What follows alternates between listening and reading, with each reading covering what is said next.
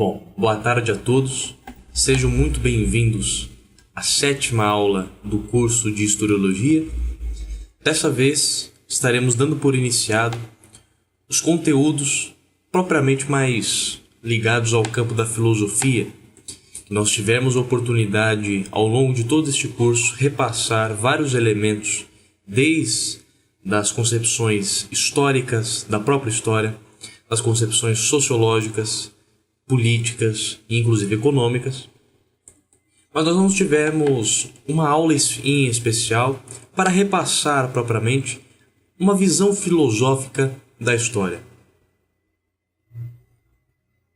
E que, desde logo, já não deve ser compreendido a visão histórica, a visão filosófica, na verdade, da história, como uma filosofia da história no sentido historicista, como nós vimos, no sentido da historicidade metodológica, ou da historicidade de se sobrepor a uma matéria específica a outras matérias que estão ali circundantes e que são circunvizinhas. Mas, na verdade, a filosofia da história que nós devemos sempre nos lembrar, e inclusive repassar, é propriamente aqueles arquétipos que fundamentam o campo da história e que nós damos este nome de historiologia. Então, nesta aula, nós iremos tratar do tema do ser, a situação e o mundo, bem como também iremos repassar as subdivisões internas da história, iremos conceituar o histórico e iremos repassar o que seria um ato, o fato histórico, no caso, e as fontes teoréticas. Para que possamos avançar nesta aula, é necessário que, inclusive, eu repasse aqui, já adiantar para os senhores, de que esta aula será, talvez, a mais mecânica que nós tivemos, pois nós teremos de ler e fazer alguns exercícios de leitura que eu já venho propondo para os senhores realizarem, pois não dá para compreender os fatos históricos, toda a história do ser humano, ou a história da política, ou os desenvolvimentos históricos da economia, os seus ciclos econômicos, e também os ciclos culturais nos seus mais diversos graus, das mais diversas culturas e dos mais diversos povos, sem uma boa catalogação daquilo que é, em primeiro lugar, a história. Não somente na sua concepção, no seu conceito, mas como também na interligação que existe e que é necessária entre o que os filósofos dizem a respeito da história e o que os historiadores dizem a respeito da história. Então, como são temas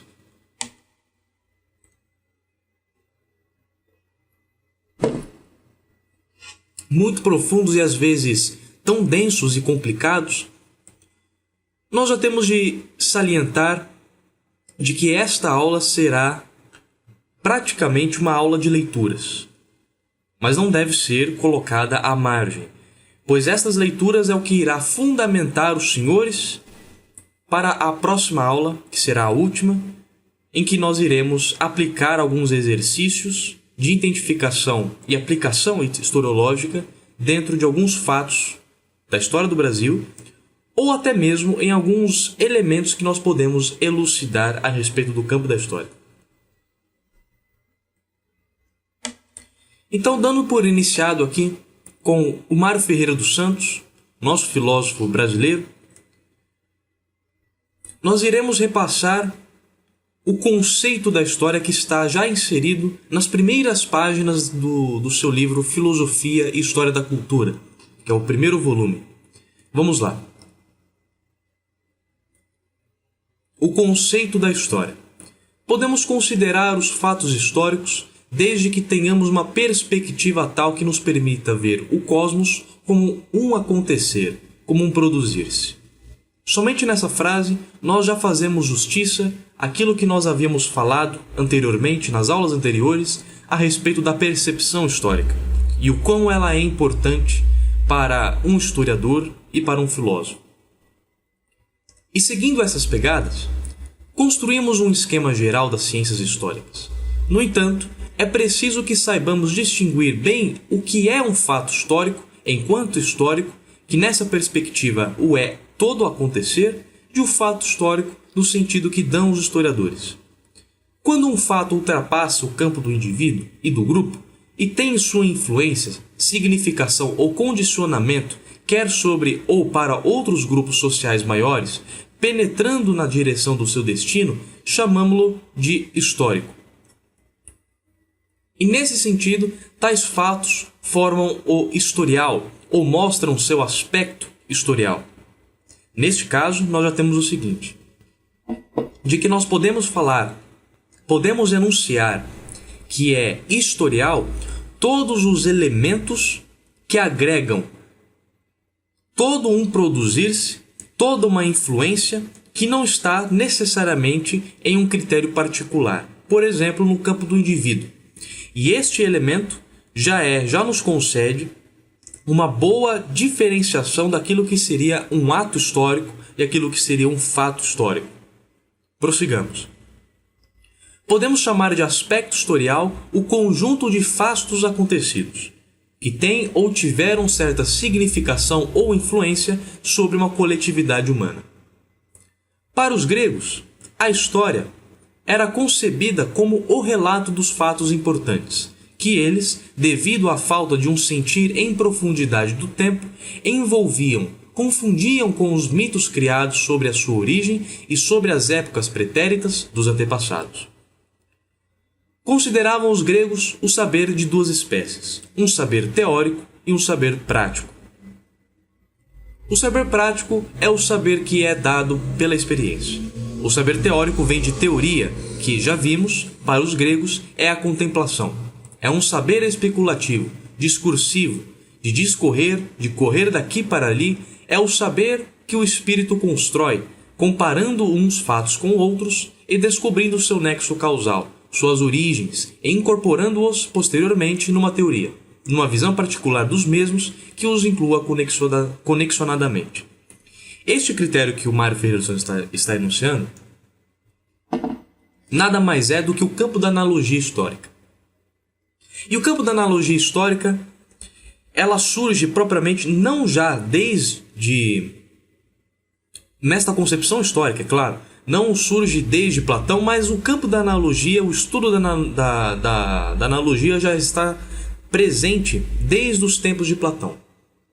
Desde sua filosofia, na verdade. Isso quer dizer que a analogia histórica ela terá estes fundamentos filosóficos.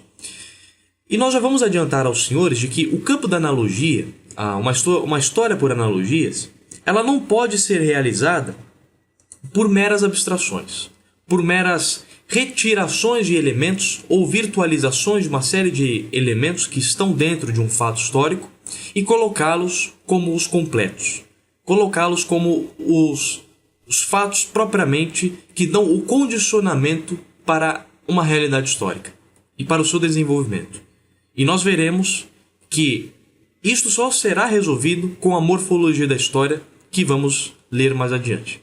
Toda teoria se funda numa especulação, num espelhar os fatos do passado, comparando-os com os do presente para descobrir, nestes como naqueles, o nexo que os liga. Este é realmente o tema da analogia. A teoria é, assim, uma construção do espírito feita sobre os fatos dados pela prática. A matemática, a física, a filosofia, etc., são saberes teóricos. Mas a história, para os gregos, é um saber prático. Não procuravam eles uma teoria sobre a história, nem descobrir o nexo dos fatos, apesar de passagens de certos autores onde encontramos certas comparações e a apreensão de analogias, que já encerravam em si as possibilidades de ulteriores desenvolvimentos. Tal se verificou no desenrolar dos estudos históricos, sobretudo em nossos dias, quando ela passa a adquirir novos métodos e novos instrumentos de trabalho em suas combinações com a sociologia e que lhe darão, como já vem dando, uma nova fisionomia, o que não era observado entre os gregos. Aqui Mário Ferreira dos Santos, ele se refere propriamente à contribuição que a Escola dos Análises deu ao campo da história, que é a mescla de alguns arquétipos da sociologia para com a historiografia. Analisemos agora quais as características fundamentais da história. Em primeiro lugar, teremos que salientar que o fato histórico se dá no tempo. Ele é sucedido, ele se dá e passa. Portanto, é o tempo o campo dos fatos históricos. Se assim é, logo se vê que o conceito que tivermos do tempo influirá naturalmente sobre a perspectiva que teremos dos fatos históricos. À proporção que se tiver uma visão em profundidade do tempo, teremos uma visão em profundidade da história. Como os egípcios tinham uma visão em profundidade do tempo, tinham também uma visão em profundidade da história, o que não se dava com os gregos que, por não terem uma visão em profundidade do tempo, mas apenas superficial, tiveram também uma visão superficial da história, confundindo o passado com os seus mitos, perdendo até a segurança cronológica dos acontecimentos pretéritos. Então nós vemos aqui, novamente, o tema da percepção histórica e o quão ela é importante para o campo da historiografia e para o campo da historiologia. Nós vamos pular um pouco dos outros conteúdos, pois dos conteúdos que ele desenvolveu, e nós vamos já para a página 18, onde ele vai dar a diferenciação propriamente entre a história e a sociologia, que aqui será muito benéfica para a morfologia da história. A sociologia atualiza as notas que se repetem dos fatos, enquanto a história apenas atualiza as irrepetíveis. Quando dizemos que a história se repete, atualizamos apenas as notas que retornam, não o fato em sua unicidade. Olhamos mais o lado sociológico que propriamente o histórico. Mas direis, não se dão os fatos históricos apenas no tempo, dão-se também em um local, no espaço, portanto. Sim, realmente se dão também no espaço, mas como algo que se sucedeu no tempo. O que resta da história no espaço é o produto e não o produzir-se. A história é o produzir-se porque a dinâmica é tempo. O que produziu, o que ficou, monumentos, arte realizada, obras em geral, são o produto os quais nos permitem, através deles, captar algo daquele produzir-se. Não é, porém, o produzir-se. Assim, a história é irreversível como produzir-se, mas reversível como produto. Ou seja, para usarmos da nossa linguagem, é reversível como extensidade, mas irreversível como intensidade. Aqui nós já temos um dos primeiros elementos da decadialética historial. Como intensidade, temos genuinamente a história, que é sempre viva. Como extensidade, temos o que traz marca histórica, o que pertence ao campo da história, à historiografia, à descrição dos fatos. Estes fundamentos já podem nos levar para a página 19, onde ele dará ali a morfologia da história. Eu vou tentar deixar mais claro dentro aí da aula, colocando a imagem da morfologia da história onde ele colocou, que é semelhante à de Oswald Spengler, da decadência do Ocidente, para que nós possamos compreender mesmo estes elementos que ele repassa. Então, na morfologia da história nós temos o campo da extensidade e da intensidade. A extensidade, ela é a objetivação do produto, ou seja, daquilo que ficou, daquilo que permaneceu, daquilo que fora produzido pela história, como por exemplo, os monumentos, as obras físicas, alguns efeitos sociais, alguns efeitos históricos. E a intensividade ou a intensidade é a objetivação do produzir-se, que será propriamente todo o desenvolvimento, se assim podemos enunciar, que se dá no campo da história. E os elementos da extensidade, eles são mecânicos, eles retêm a sua causalidade extrema, a sua especialização e a sua sistemática, enquanto a intensidade, ela repassa algo mais orgânico, aponta a direção, um vetor de destino e concede ali uma temporalização.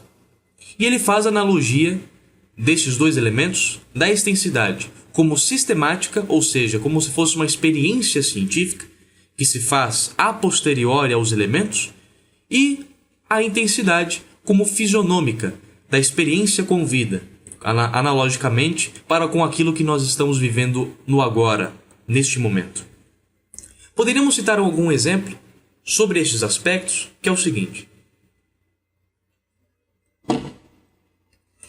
Inclusive, a diferenciação entre o produto e o produzir-se dentro do campo da história, antes, é claro, de adentrarmos esses exemplos, eles são fundamentais para que não se caia no erro de anacronismo. A morfologia da história de Spengler e de Mário Ferreira dos Santos, que ele aí os coloca, são essenciais para que não caiamos no campo do anacronismo. Então, para citar um exemplo de intensidade e de extensidade, poderíamos colocar inclusive esta aula. Ora, se os senhores estiverem analisando, ouvindo e estudando esta aula neste momento, levando em conta todo o seu aspecto temporal, estaremos na sua intensidade, estaremos no seu produzir-se, estaremos no seu desenvolvimento. No entanto, a partir do momento em que os senhores terminarem esta aula e tiverem ali uma compreensão nítida daquilo que nós estamos enunciando, já estaremos, portanto, no produto histórico, estaremos na sua finalização, estaremos no seu consumar dos fatos e do ato histórico. E aqui nós já vemos que a intensidade e a extensidade ela retém uma espécie de dialética. Não somente a intensidade e extensidade na sua concepção originária, que é a decadialética do Mário Ferreira dos Santos, mas quando aplicada à história, elas meio que se interlaçam. Não poderíamos dizer, por exemplo, de que todo o desenvolvimento histórico ele se dá somente por essas duas partes, dadas como atomísticas. Nós já vimos que os fatos históricos não podem ser atomísticos, dados atomísticos da realidade. Eles têm de haver uma relação e um nexo. Portanto, o produzir-se e o produto também devem estar relacionados, conexionados dentro da sua estrutura e do seu desenvolvimento. Isto quer dizer que no próprio ato histórico ou no próprio fato histórico, a intensidade e a extensividade ou a extensidade, eles estarão necessariamente coadunados já desde da sua própria iniciativa de realização. E neste caso, alguns elementos dar-se-ão por extensidade, enquanto o produzir-se ainda estiver sendo realizado, e alguns elementos que ainda estão sendo produzidos já podem dar o seu produto dentro de um fato histórico e dentro de um ato histórico. Poderíamos enunciar, fazendo uma analogia para com esta aula mesma, a mesma analogia e o mesmo exemplo, de que no momento em que os senhores almejam compreender toda esta aula em sua totalidade, ou seja, almejam este produto, finalizando-a, enquanto os senhores estão ouvindo esta aula, os senhores já estão ao mesmo tempo não somente no produzir-se da sua finalização, mas também no produzir-se do seu produto final, que seria a sua compreensão. Neste caso, nós já temos um outro elemento que é para a história das ideias. Tudo isso que nós estamos dizendo são elementos que, se por um lado parecem pontuais para o campo da história, eles, quando coadunados, nos concedem vários elementos para a catalogação dos fatos históricos e para uma compreensão nítida e concreta do acontecer humano. E são esses tipos de elementos que nos concedem a decadialética historial. Ora, nós sabemos que Mário Ferreira dos Santos, na sua filosofia, desenvolveu a sua teoria da decadialética, que ela talvez seja uma das grandes teorias e um dos grandes desenvolvimentos humanos da filosofia. Mas se por um lado a decadialética aparentemente não poderia ser aplicada dentro do campo da história, e como nós já vimos aqui no campo da intensidade e da extensidade, elas podem perfeitamente ser adequadas, inclusive pelo próprio Mário Ferreira dos Santos, nós já constatamos de que a decadialética, neste campo que nós evidenciamos como uma espécie de história das ideias, que vão no seu desenvolver-se, no seu produzir-se, até consumar o seu produto, e ao mesmo tempo há uma certa dialética dentro de todo esse campo, levando em conta os elementos que são atualizáveis e que são reais, não somente virtuais. Todos esses elementos podem adentrar numa concepção decadialética da história. E neste sentido, poderíamos fazer um breve exame e que o próprio Mário Ferreira dos Santos nos concede no seu livro Noologia Geral, A Ciência do Espírito, em que a decadialética ela poderia se aplicar na seguinte forma. Nós sabemos que Hegel analisou a história das ideias e nós sabemos que Karl Marx analisou a história, entre aspas, digamos, da matéria.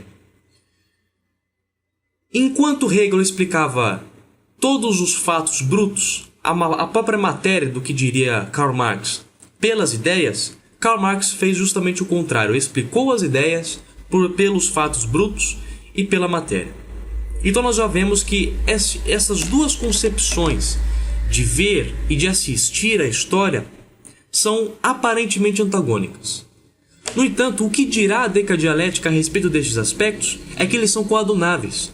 É que há elementos que podem ser explicados como reais ideais e há elementos que podem ser explicados como ideais e reais, sem que entrem em uma contradição em termos. São apenas aparências de contradição que não necessariamente conduzem ao erro historial, ao erro historiológico. Neste sentido, nós conseguiríamos inclusive adequar Eric Voegelin, as ideias de Eric Voegelin, para com Mário Ferreira dos Santos. E este é um trabalho muito grande que deve ser realizado. Agora, prosseguindo na matéria, nós temos João Camilo de Oliveira Torres, que nos concede ali, na sua obra Teoria Geral da História, uma teoria cristã da história. Ora, se nós olharmos para a história do ser humano e a história das mais diversas culturas, pelo menos no que concerne ao campo do estudo ocidental da história, ou da história ocidental, nós veremos que poucos foram aqueles que se instigaram tanto a realizar uma teoria cristã da história. E se assim realizaram, não foram tantos trabalhos que assim foram produzidos no sentido propriamente metodológico. O que João Camilo de Oliveira Torres irá realizar nesta obra nada mais é do que uma tentativa de se criar uma metodologia que permita a identificação se há ou não um real acontecimento e um real produzir-se dentro do campo da história no que concerne os preceitos e os princípios cristãos. Nós vimos na aula da sociologia anteriormente de que alguns fundamentos sociológicos para o próprio fato social necessitam do amor ao próximo. Então, nesse sentido, nós já vemos que é muito necessário de que se interligue os preceitos cristãos, não os preceitos, digamos, religiosos no seu sentido institucional, mas propriamente no seu sentido filosófico ao campo da história. E João Camilo de Oliveira Torres assim realiza nesta obra. E por esta razão, que é importantíssima, nós iremos aqui ler um pouco do capítulo 1 de sua obra, que se trata o ser em situação. Só para os senhores terem uma ideia de qual é propriamente a fundamentação do João Camilo de Oliveira Torres no que concerne a uma teoria cristã da história. Prossigamos. O homem no mundo. O ser em situação, que é o capítulo 1, está no PDF está na página 22. Mas na obra em si está na página 25. Só para não gerar confusão. Vamos lá. Altas montanhas fecham o horizonte. Seus cumes inacessíveis restringem o alcance da vista e seus paredões alcantilados barram os caminhos. O ser do homem é estar num vale, o vale de lágrimas. Não está só, porém. No fundo da ravina, Um ribeiro corre entre pedras. São ambos passivos, a pedra e o riacho. Aquela está imóvel, e os movimentos da água derivam de seu peso. Se ela chega a um lugar plano, forma-se um remanso e a velocidade diminui. Se encontra um obstáculo, muda de direção e nas diferenças bruscas de nível atira-se em ruidosas cascatas. Mas há também a floresta tropical, cheia de vida. As plantas se encontram imóveis e quedas. Não se entregam passivamente a seu destino. Procuram abrir passagem para si até o sol e suas raízes penetram na terra. Destroem pedras até que encontrem um humus fecundo e cheio de alimentos. E saltitando no meio da selva, temos animais inquietos e audazes. Não permanecem imóveis como as plantas. Vão procurar os seus alimentos no lugar em que podem encontrá-los. Por último, lá o homem, o animal excêntrico. Ora, de todas as coisas que existem no fundo do vale, a mais inquietante é o homem. Basta dizer-se que é a única a pensar seriamente em sair dali. Só por espírito de curiosidade, somente por desejo de saber o que há do outro lado das montanhas. O animal poderá iniciar alguns passos, se a fome o acossar ou o perigo o perseguir. O homem, se encontrar algum dia alimento suficiente para poder ficar sem trabalhar, subirá a serra. Não por necessidade, pelo contrário, por não ter nenhuma necessidade urgente, por simples gosto. Além disto, o homem não se contenta com o que tem.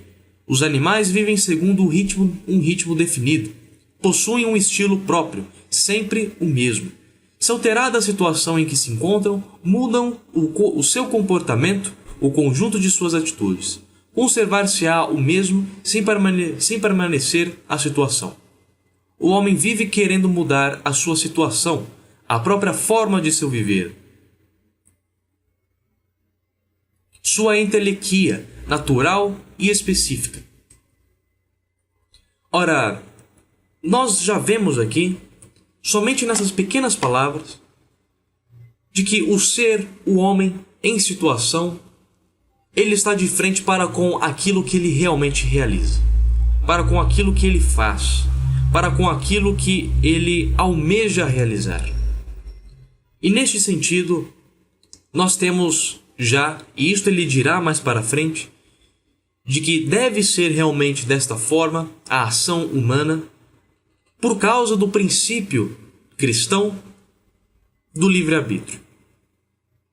De que o homem, no seu estado atual, na sua situação que é criada por ele, é livremente criada por ele. E todos os fatos e todos os atos históricos têm relação para com aquilo que o homem quer realizar.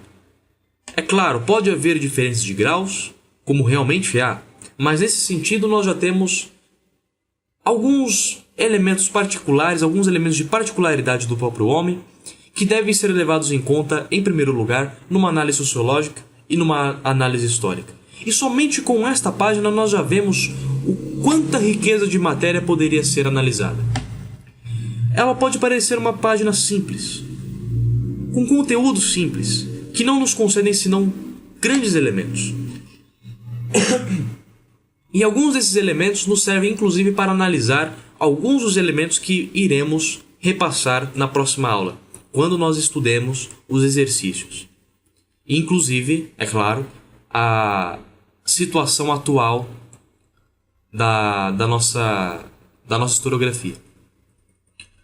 João Camilo de Oliveira Torres irá inclusive mais fundamentar estes elementos com a consciência e o mundo. E aqui ele diz o seguinte, está na página 28 do PDF. Foi o próprio Aristóteles quem assinalou que o homem possui um desejo inato de saber. Há um elemento voluntarista e afetivo na raiz do conhecimento. O homem deseja conhecer a estrutura lógica da realidade. Este sentimento é profundamente angustioso, e os que a ele se entregam ficam-lhe escravizados e apaixonados.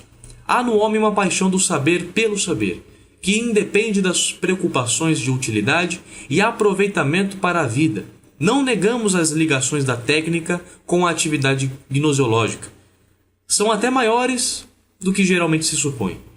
Mas a atividade puramente cognoscitiva, esta é saber para saber, por necessidade invencível de conhecer a raiz das coisas.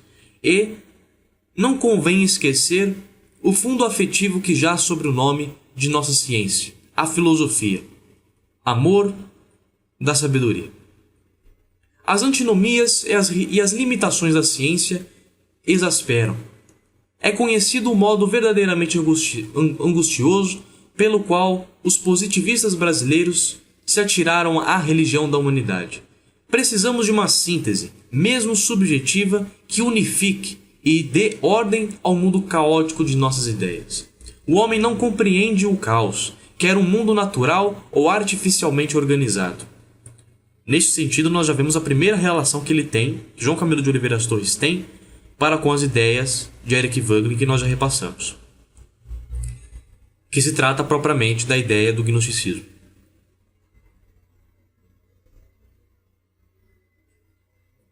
E a inteligência, inicialmente, é uma faculdade destruidora e anárquica, mas, sobre as ruínas, eleva-se um mundo novo. As moradias da cidade nascente construídas com as pedras dos monumentos arruinados. A experiência dos sofistas, fornecendo armas para todos os combates, possibilitou a filosofia de Sócrates, de Platão e de Aristóteles. O que deseja a razão humana é uma explicação das coisas. Por que existe isto ou aquilo, e como existe esta coisa? É a velha e sempre nova, eterna e inquietante pergunta pelo ser e pela essência das coisas. Na verdade, a nossa razão não se contenta com o conhecer os fenômenos e as suas leis. Quer saber tudo. É a bestia cumpidíssima Heru Nova Rum, o eterno Fausto. Ao contrário do que afirmou Augusto Comte, o que nos interessa é o conhecimento das causas, das essências e das substâncias. Mas será legítima esta pretensão? Há uma observação preliminar a respeito e que deve ser levada em conta. Os gregos eram eminentemente visuais. A teoria clássica do conhecimento é um ninho de pseudoproblemas em virtude de Aristóteles descrever o conhecimento racional por analogia ao sensível e, quando se referia a este, era vista o objeto de suas cogitações. Daí a teoria das espécies e toda a psicologia cientista e associacionista e toda a confusão entre a ideia e imagem real que por longo tempo andou envenenando a filosofia. Platão poderia falar em ver as ideias, mas era um modo de falar todo metafórico. Uma ideia, porém, não é uma imagem generalizada, é uma explicação. O universal homem não é, evidentemente, uma série de fotografias superpostas, nem muito menos um coletivo. É a definição, animal racional, homo ludens, homo faber, ou o que se queira. Todas definições perfeitamente adaptáveis a imagens sensíveis, mas, igualmente, perfeitamente compreensíveis. Trata-se de um conceito dinâmico e funcional, muito mais do que estático e figurativo. Assim, quando dissemos humanidade, nome comum singular, devemos pensar não no grão-ser de Augusto Comte, mas na condição do ser humano, no fato de alguém ser um animal racional ou qualquer outra coisa. A história, como veremos em lugar oportuno, estudaria o homem segundo os dois conceitos: a realização da humanidade pela humanidade. Nas ciências culturais, assim como nas ciências biológicas, não vale o método da enumeração, que seria aqui infinito, e não nos daria senão caracteres vagos, indefinidos, e não um conhecimento positivo. Toda ciência que tenha por objeto o ser vivo e o ser racional adota o método da intensidade, é, pois, monográfica. Devemos procurar conhecer a fundo o ser que nos interessa em todos os comportamentos e em todas as suas articulações. Por esse caminho acharemos as notas essenciais de seu caráter, que podem não ser as mais gerais, mas sim as mais eficientemente adequadas ao fim próprio da espécie. Nós vemos aqui que João Camilo de Oliveira Torres ele tece uma nova vertente daquilo que se pode dizer de uma nova metodologia historiográfica. Ele não se limita, digamos, claro, falando por alto, ele não se limita as contribuições do mundo clássico, no que concerne à instigação do conhecimento, aquilo que o homem tende a crer e aquilo que o homem tende a investigar. Neste sentido, é claro, pode haver alguns elementos que João Camilo de Oliveira Torres terá de ter, digamos, recusado dentro da sua metodologia. E é por esta razão que nós necessitamos do estudo um pouco mais amplo que agregue outros elementos e outros autores dentro deste campo e que beneficie aquilo que João Camilo de Oliveira Torres estava querendo realizar. Que nada mais é do que os estudos e os novos métodos e as fontes teoréticas de Eric Wegelin. Ora, nós já vimos que todos esses estudos, a metodologia de Eric Wegelin se resume praticamente, é claro que há outras contribuições e outros desenvolvimentos que ele realizou durante sua vida, mas, em suma, as fontes teoréticas, que nada mais é do que as fontes autoexpressivas, ou seja, alguns documentos que já tinham ali uma investigação, uma interpretação da realidade, uma teoria da realidade, uma teoria dos acontecimentos.